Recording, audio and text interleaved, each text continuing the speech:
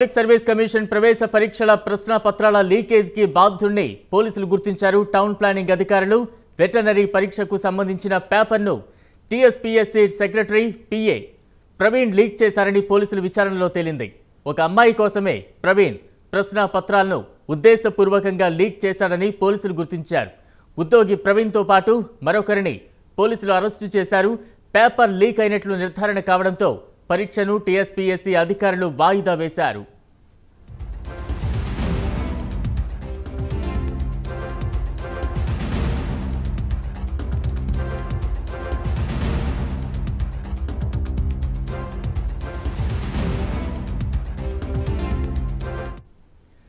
మొత్తంగా టీఎస్పీఎస్సీ ప్రవేశ పరీక్ష ప్రశ్నాపత్రం లీకేజీ ఘటనకు సంబంధించి పోలీసులు గుర్తించారు.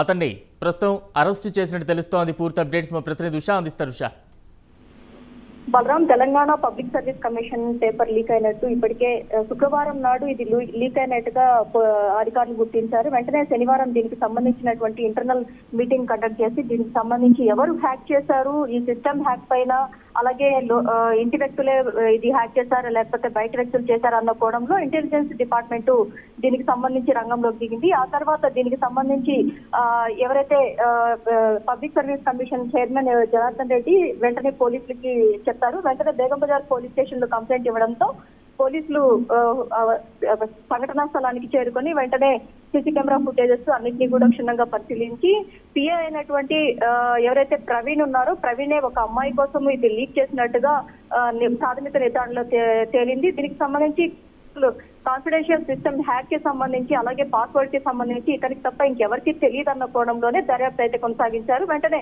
ప్రవీణ్ ని అదుపులోకి తీసుకున్నటువంటి పోలీసులు దర్యాప్తు అయితే కొనసాగిస్తున్నారు. ప్రస్తుతం 15-16 తేదీల్లో జరగాల్సినటువంటి వెటర్నరీ ఎగ్జామ్, అలాగే ఏదైతే town planning buildings overseas paper కి సంబంధించి 2 ఎగ్జామ్లు కూడా పోస్ట్ పోన్ చేస్తున్నట్టుగా ఇప్పటికే అభ్యర్థులు ఎవరెవరైతే నమోదు చేస్తున్నారో వాళ్ళందరికీ కూడా SMS రూపంలో ఇప్పటికే వారికి చేరవేసినట్టుగా అధికారులు చెప్పారు. ప్రస్తుతం ఈ 2 ఎగ్జామ్లకి సంబంధించి 34,000 మంది అభ్యర్థులు దరఖాస్తు చేస్తున్నారు. ఈ నోటిఫికేషన్ గత ఏడాది సెప్టెంబర్ లో రిలీజ్ అయినట్టుగా ఇప్పటికే తెలుస్తోంది. ఏదైతే తెలంగాణ పబ్లిక్ సర్వీస్ కమిషన్ ఎంతో ప్రతిష్టాత్మకంగా ఎంతో మంది అభ్యర్థులు నిరుద్యోగులు చాలా మంది కూడా ఈ నోటిఫికేషన్స్ కోసం ఎన్నో ఏళ్లుగా ఎదురు చూస్తున్నారు. ఇలాంటి సంఘటన పునరావృతం కాకుండా వెంటనే ఎవరైతే నిరుద్యోగులకు కూడా న్యాయం జరగాలన్న కోణంలోనే జనార్దన్ దీన్ని పోస్ట్ పోన్ చేస్తున్నట్టుగా నిన్న మీడియా ముఖంగా తెలిపారు. ఈ ఘటనకి సంబంధించి పోలీసులు అయితే పూర్తి స్థాయిలో దర్యాప్తు అయితే కొనసాగిస్తున్నారు. Balaram, right, thank you Usha.